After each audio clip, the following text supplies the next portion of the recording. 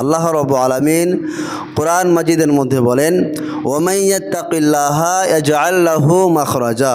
তোমাদের মধ্যে যে সমস্ত মানুষেরা আমাকে ভয় করে চলবে, যাদের অন্তরে আল্লাহর ভয় এই জিনিসটা থাকবে, আল্লাহ রাব্বুল আলামিন বলছেন ইয়াজআল লাহু মাখরাজা। সে মানুষটার দুনিয়াতে চলাফেরা করতে গিয়ে সেই মানুষটা ছোট থেকে নিয়ে বড় পর্যন্ত যত রকমের সমস্যার সম্মুখীন হোক না কেন, আল্লাহ রাব্বুল আলামিন চ্যালেঞ্জ ছুড়ে দিয়ে বলছেন ইয়াজআল লাহু মাখরাজা। সে বিপদ থেকে কিভাবে উদ্ধার হবে, সে বিপদ থেকে ওই মানুষটা, আল্লাহ ভীরু মানুষটা কিভাবে মুক্তি পাবে, সেই পথটা আল্লাহ রাব্বুল আলামিন বের করে দেবেন। শুধু তা নয়, আল্লাহ রাব্বুল আলামিন তারপরে বলছেন যে একজন মুমিন, একজন মানুষ সকাল হলেই সে ব্যক্তি নামাজ ছেড়ে দিয়ে, সে ব্যক্তির আল্লাহর ইবাদত ছেড়ে দিয়ে, সব কিছু ছেড়ে দিয়ে সকাল সকাল সে ব্যক্তি নিজের ব্যক্তিগত কাজে লেগে যায়। আল্লাহ রাব্বুল আলামিন বলছে, বান্দা শোনো, ধনী হতে চাও, পৃথিবীতে সমৃদ্ধশালী হতে চাও, সম্মানীয় হতে চাও, টাকাওয়ালা হতে চাও, শোনো, আমার ভয়, আল্লাহর ভীতি, এই জিনিসটা তোমাদের অন্তরে ঢুকিয়ে দাও। যদি ঢুকিয়ে দেন লাভ কি? আল্লাহ রাব্বুল আলামিন বলছেন ওয়ায়ারযুকুহু মিন হাইসু লা ইয়াহতাসিব। আমি তোমাকে আমাকে ভয় করার কারণে আমি তোমাকে এমন সূত্রে, এমন পয়েন্টে, এমন মাধ্যমে আমি তোমাকে রুজি দেব, ধন সম্পদ দেব, টাকা পয়সা দেব, লা ইয়াহতাসিব। তুমি কল্পনাই করতে পারবে না যে আমি এত টাকাওয়ালা কি করে হলাম, আমি এত ধনী ব্যক্তি কি করে হলাম, কল্পনাই করতে পারবে না। লা ইয়াহতাসিব, তোমার যেটা ধারণার বাইরে সেই কাজটা আমি আল্লাহ করে দেব। শুধুমাত্র শর্ত হলো আমার ভয় ভীতিটা তোমাদের অন্তরে ঢুকিয়ে দাও। তাহলে বুঝতে পারছেন যে আল্লাহর ভয় যদি আজকে আমাদের ভিতরে থাকতো, তাহলে আজকে বর্তমান সময়ে যে মুসলমানেরা নানানভাবে যে মানুষেরা হেনস্থা হচ্ছে, সেই হেনস্থাটা আজকে হতো না।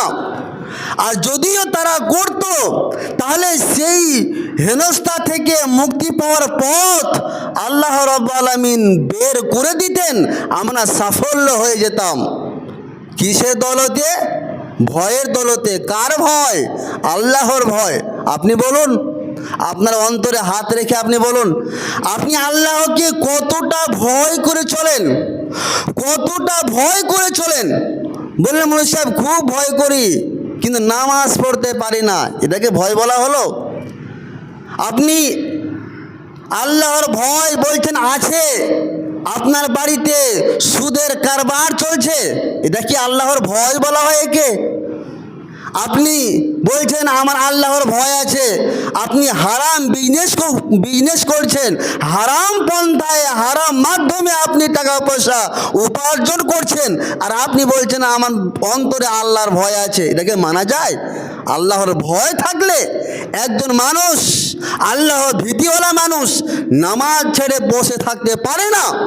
একজন আল্লাহওয়ালা মানুষ, আল্লাহ যদি ভয় থাকে, সেই মানুষটার দ্বারা সুদের লেনদেন হতে পারে না, সেই মানুষটার দ্বারা কারো প্রতি অন্যায় অবিচার করা হবে না, যদি ওর ভিতরে আল্লাহর ভয় থাকে। কাজে আল্লাহ রাব্বুল আলামিন সূরা আল ইমরান আয়াত নম্বর হচ্ছে 102, সেখানে বলছেন ইয়া আইয়ুহাল্লাযিনা আমানুত্তাকুল্লাহ হাক্কা তুকাতিহি, হে ঈমানদারগণেরা তোমরা আল্লাহকে ভয় করে চলো। যেই রকম আল্লাহকে ভয় করা উচিত সেই রকম ভাবে আল্লাহকে ভয় করে চলো। সাথে সাথে ওয়ালা তামুতুন্না ইল্লা ওয়া আনতুম মুসলিমুন, তোমরা মুসলিম না হয়ে মৃত্যুবরণ করো না। তাকওয়া বা আল্লাহর ভয়, এটা একজন মানুষের সম্বল। একজন মানুষ দুনিয়াতে যদি সম্মানীয় হতে চায়, আখেরাতে যদি সম্মানের পাত্র হতে চায়, সম্মানীয় যদি ব্যক্তি হতে চায়, সে মানুষটার করণীয় হলো অন্তরে আল্লাহর ভয় ঢুকিয়ে দেওয়া। জি, আমরা মানুষকে যে সম্মান দিয়ে থাকে কিসের কারণে? ধন সম্পদ দেখে, যে সমাজের মধ্যে কে লোকটা বেশি ধনী ব্যক্তি তাকে আমরা মানে সম্মান দিয়ে থাকি, তাকে আমরা রেসপেক্ট করি, কিন্তু আসলে সে ব্যক্তি কি সম্মানীয়?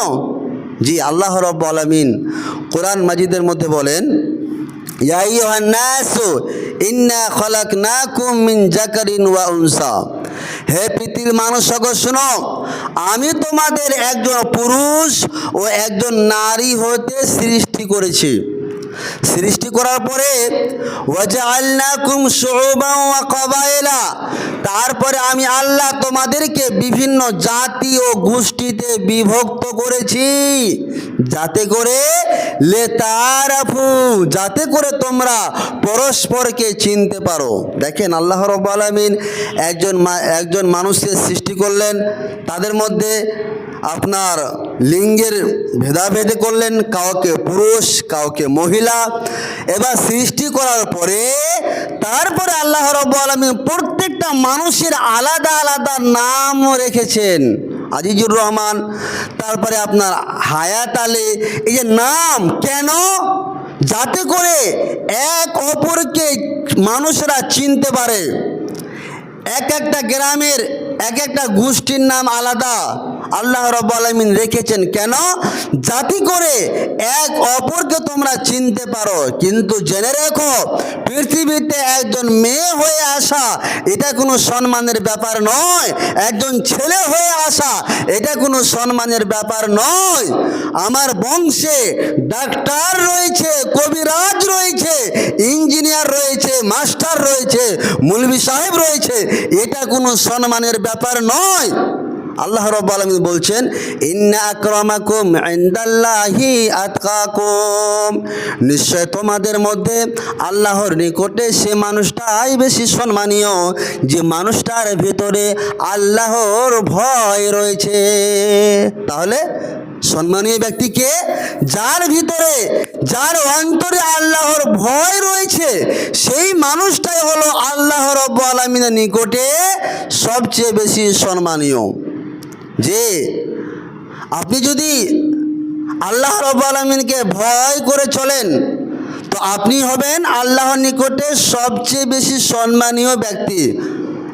এর ব্যাপারে হযরতে আবু হুরায়রা একটা হাদিস, আবু হুরায়রা বলছেন, এক সময় একজন ব্যক্তি, বেদুইন ব্যক্তি এসে নবী সাল্লাল্লাহু আলাইহি সাল্লামকে জিজ্ঞেস করছেন, ইয়া রাসূলুল্লাহ সাল্লাল্লাহু আলাইহি সাল্লাম, মান আকরামুন নাস, আমাদের মধ্যে সবচেয়ে কোন ব্যক্তি আল্লাহর নিকটে সম্মানীয়? কাকে আমরা সম্মানীয় ব্যক্তি বলে পরিচয় দেব? নবীজি আমার বললেন, আতকাহুম, তোমাদের মধ্যে যেই মানুষটার অন্তরে আল্লাহর ভয় রয়েছে সেই মানুষটাই, সেই লোকটাই আল্লাহর নিকটে সবচেয়ে বেশি সম্মানীয় ব্যক্তি। তাহলে আমরা ক্লিয়ার হয়ে গেলাম যে আমরা যদি আল্লাহর নিকটে অথবা ভালো মানুষের কাছে যদি আমরা সম্মানীয় পাত্র হতে চাই, তাহলে আমাদের করণীয় হলো আল্লাহর ভয় অন্তরে ঢুকিয়ে দেওয়া। জি, আল্লাহর ভয় অন্তরে ঢুকিয়ে দেওয়া। যদি আল্লাহর ভয় থেকে যায়, তাহলে সবচেয়ে বড় কথা হলো আপনার দ্বারা কোনো পাপের কাজ হতে পারে না, আপনার মুখের ভাষা খারাপ হতে পারে না, আপনার হাতের পায়ের মুখের দ্বারা অন্যায় হতে পারে না। আপনি যদি কাউকে গালি দিতে যান আর আপনার ভিতরে যদি আল্লাহর ভয় থেকে, না অসম্ভব, আরে আমি গালি দেবো মানে আমাকে কিয়ামতের মাঠে হিসাব লাগবে, অসম্ভব, হবে না। আপনি একটা গুনার কাজ করতে যাচ্ছেন, আপনার ভিতরে যদি আল্লাহর ভয় থাকে আপনি কাজটা করবেন না। কেন? আল্লাহ আমাকে কিয়ামতের মাঠে ধরবে, আমি কি হিসাব দেব? এই যে ভয়, এর কারণে সম্মানীয় পাত্র হবেন আপনি। যখন আপনার দ্বারা কোনো গুনার কাজ হবে না এবং আপনি যখন গুনার কাজকে বর্জন করে দিবেন, ছেড়ে দিবেন, তখন সবচেয়ে সম্মানীয় পাত্র হবেন আপনি সবারই কাছে, সবারই কাছে। আল্লাহ রাব্বুল আলামিন বলছেন, ওয়া'লামু আন্নাল্লাহা মা'আল মুত্তাকিন, হে পৃথিবীর মানুষরা শোনো, আমি এমন একজন স্রষ্টা যেই স্রষ্টার গুণাগুণ হচ্ছে যে ওই স্রষ্টা ওই মানুষটাকেই ভালোবাসে, যেই মানুষটার ভিতরে মুত্তাকিন, যে মানুষটার ভিতরে তাকওয়া রয়েছে, ভয় রয়েছে, আমার ভয়টাকে রেখেছে, সেই লোকটাকেই আমি আল্লাহ রাব্বুল আলামিন ভালোবাসি।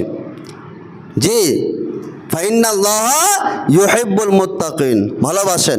শুধু ভালোবাসেন না, আল্লাহ রাব্বুল আলামিন বলছেন, বান্দা শোনো, তোমরা যদি আমার ভয়টাকে তোমাদের অন্তরে ঢুকিয়ে দাও, তাহলে তোমাদের দুনিয়াতে চলাফেরা করতে গিয়ে তোমাদের যত ধরনের কাজ রয়েছে, সে কাজগুলোকে আমি আল্লাহ সহজ করে দেব।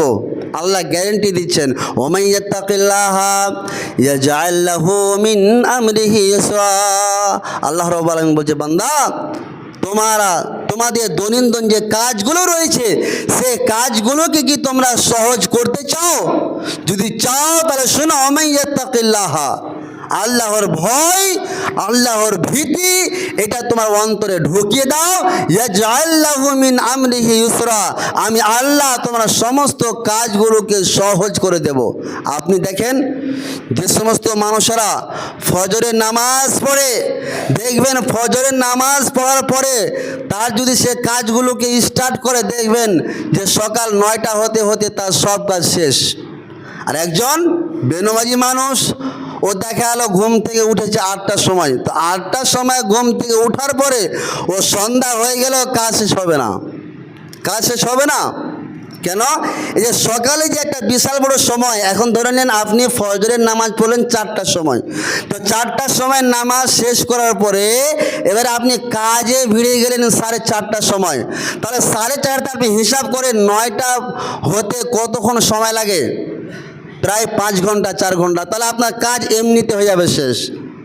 আর যদি আপনি আল্লাহর আহকামকে, আল্লাহর বিধানকে প্রত্যাখ্যান করে যদি আপনি দুনিয়াবি কাজ করেন, আপনার কাজ জীবনেও শেষ হবে না। সন্ধ্যাতে যখন জিজ্ঞেস করেন যে কাজ শেষ হলো, বলছে না হয়নি, আর একটু থেকে গেছে। তাহলে এই যে আল্লাহর বিধান, যে তুমি আমাকে ভয় করে চলো, আমি তোমার কাজগুলোকে ইয়াজআল লাহু মিন আমরিহি ইউসরা, আমি তোমার কাজগুলোকে সহজ করে দেব। এবং সবচেয়ে যেটা বড় বর্তমান সময়ে কথা হলো যে এই যে মুসলমানেরা আমরা নানানভাবে যে হেনস্থা হচ্ছি, আপনারা খবর কতটা রাখছেন? হতে পারে যে আমার থেকে বেশি রাখছেন খবর আপনারা। কালকে খবর আপনাদের বলে দিই, একটা খবর যে আপনাদের এই পশ্চিমবাংলা উত্তর 24 পরগনা গোপালনগর যে থানা রয়েছে, সে থানার আকাইপুর একটা স্টেশনের নাম, সেই স্টেশনের পার্শ্বে সোজা করে পাকিস্তানের পতাকা লাগিয়ে দেয়। এবার পুলিশ এসে সেখানে দেখে পতাকা কেন, পাকিস্তানের পতাকা কেন এখানে। পরে সার্চ করা গেল যে সেই আকাইপুরের বাসিন্দা, 2 বাসিন্দা, যার নাম হচ্ছে চন্দন মালাকার আর হচ্ছে বিশ্বজিৎ মণ্ডল, দুজনেই হিন্দু। এই দুজনেই হিন্দু বদমাইশি করে সাম্প্রদায়িক দাঙ্গা লাগাবার জন্য এরা কি করলো, ওই স্টেশনের পাশে শৌচাগারের ওপরে পাকিস্তানের পতাকা লাগিয়ে দেয়।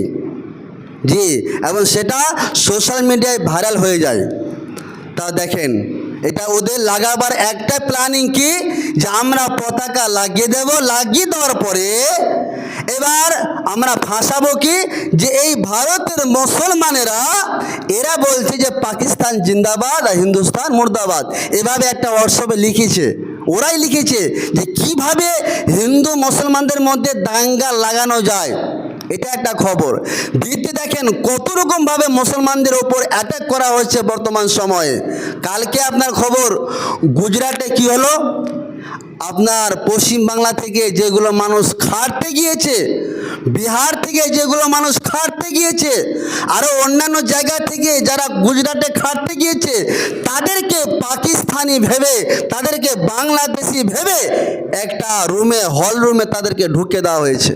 অথচ তাদের কাছে পাকিস্তানে বাংলাদেশে হওয়ার কোনো প্রমাণই নেই, অথচ জবরদস্তিমূলক তাদেরকে অ্যাটাক করে দিয়েছে। তাহলে নানানভাবে মুসলমানদের প্রতি হেনস্থা করেছে, নানানভাবে কিভাবে মুসলমানদেরকে দবানো যায়, কিভাবে মুসলমানদেরকে এই দেশ থেকে তাড়ানো যায়, ওদের প্ল্যানিং হচ্ছে একটাই। কাজে এই সময়ে আমাদের করণীয় অনেক। আপনি আন্দোলন যদি করতে যান আপনাকে ফাঁসিয়ে দিবে। এখন বর্তমান সময় এমন হয়েছে, আপনি বিশ্বাস করবেন না, হরিশ্চন্দ্রপুরে আইসি ইমাম সাহেবকে সবাইকে ডেকেছিলেন এবং ডাকানোর পরে আমিও সেখানে ছিলাম, আপনাদের আজিজ মুলবি সাহেব তিনিও ছিলেন। তো সেখানে আইসি সাহেব একটা খুব গুরুত্বপূর্ণ কথা বললেন কি, যে আমি আইসি কিন্তু আমার মুখ থেকে এগুলো কথা বলা উচিত নয়, কিন্তু তবুও বলছি বর্তমান সময়ে আমাদের কেন্দ্র সরকার চাইছে মুসলমানদেরকে দেশ থেকে হাঁকাবার জন্য, এবং সেই জন্য নানানভাবে কৌশল চলছে। কাজে আন্দোলনটা বন্ধ করা হোক, সব আন্দোলন বন্ধ করা হোক। তো দেশের পরিস্থিতি খুব ভালো নেই। কাজে এই সময়ে আমাদের যেটা করণীয় হলো, আপনি যদি বা আমি যদি প্রকৃত আল্লাহর ভয় যদি আমরা ঢোকাতে পারি, তাহলে পৃথিবীর কোনো মানুষ ঠেকাতে পারবে না, পৃথিবীর কোনো মানুষই ঠেকাতে পারবে না। যদি আল্লাহকে আমরা খুশি করতে পারি, তাই আল্লাহকে খুশি করতে গেলে আমার করণীয় কি, বেনামাজি হয়ে যাওয়া? এটা কি করণীয়? জি না। নামাজ বেশি বেশি করে পড়ুন। নবী সাল্লাল্লাহু আলাইহি ওয়াসাল্লাম যখনই কোনো ক্লান্ত হতেন, হাদিসে আছে যে যখনই কোনো ক্লান্ত হতেন তো ফারিখনা বিসসালাত, নামাজে চলে আসতেন। আরে ক্লান্ত হয়েছি, 2 রাকাত নামাজ পড়িনি। আর আমাদের মধ্যে কি, ক্লান্ত হলে আমরা ঘুমিয়ে যাই। তাহলে আল্লাহর ভয়টাকে ঢুকান। আল্লাহর ভয় এই বিষয়টা কতটা গুরুত্বপূর্ণ বিষয়। হযরতে সুলাইমান ইবনে বুরাইদা তিনি হাদিসটা বলছেন যে কানা রাসূলুল্লাহ সাল্লাল্লাহু আলাইহি ওয়াসাল্লাম ইজা আমারা আমিরান আলা জাইশিন আও সারিয়াতিন আও সাহু ফি খাসাতিহি বিতাকওয়াল্লাহ। যখনই নবী সাল্লাল্লাহু আলাইহি ওয়াসাল্লাম কোনো যুদ্ধের সেনাপতি নির্ধারণ করতেন, সেই সেনাপতিকে বিশেষভাবে উপদেশ দিতেন যে তুমি যুদ্ধে যাচ্ছ, যাও, যুদ্ধ করবে, ঠিক আছে মেনে নিলাম, কিন্তু জেনে রেখো তোমার ভিতরে আল্লাহর ভয় জিনিসটাকে ঢুকিয়ে দাও। আল্লাহকে যদি খুশি করতে পারা যায়, তাহলে যুদ্ধে হিন্দুদের সৈন্য লাখ লাখ হয়ে গেলেও তারা ঠেকাতে পারবে না। আপনি তার প্রমাণ দেখলেন বদরের যুদ্ধে। দেখুন 313 জন মাত্র মুসলমান আর 1000 জন হিন্দু, সবটিকে শেষ করে দেওয়া হলো। কিসের দৌলতে? ইমানের দৌলতে। আরো দেখবেন ইতিহাসে যতগুলো যুদ্ধ প্রায় হয়েছে, ইমানের দৌলতে তাদের সংখ্যা সব দিনই বেশি ছিল, কিন্তু ইমানের দৌলতে সব প্রায় যুদ্ধে তারা পরাজিত হয়েছে, মুসলমানরা জয় হয়েছে। কিসের দৌলতে? ইমানের। আজ কেউ যদি আমাদের মধ্যে ইমান থাকে, আল্লাহর ভয়টা যদি থাকে, আল্লাহকে যদি আমরা খুশি করতে পারি, তাহলে এই সমস্ত বিপদ আপদ থেকে আমরা এমনিতেই আমরা রেহাই পেয়ে যাব ইনশাআল্লাহ। তবে আল্লাহর ভয় আমাদের ঢুকাতে হবে। হযরতে ইরবাদ ইবনে সারিয়া উনি বলছেন যে সাল্লা বিনা রাসূলুল্লাহ সাল্লাল্লাহু আলাইহি ওয়াসাল্লাম জাতা ইয়াউমিন, নবী সাল্লাল্লাহু আলাইহি ওয়াসাল্লাম একদিন আমাদের নামাজ পড়ালেন। নামাজ পড়ানোর পরে সুম্মা আকবালা আলাইনা বিওয়াজিহি, নবী সাল্লাল্লাহু আলাইহি ওয়াসাল্লাম আমাদের দিকে মুখ করলেন, আর মুখ করার পরে ফাওয়াদানা, নবী সাল্লাল্লাহু আলাইহি ওয়াসাল্লাম মিষ্টি সুরে কিছু কিছু কথা, আদেশসূচক বাক্য আমাদের উদ্দেশ্যে বললেন। তো সেই কথাগুলো শুনে আমরা কি হলাম?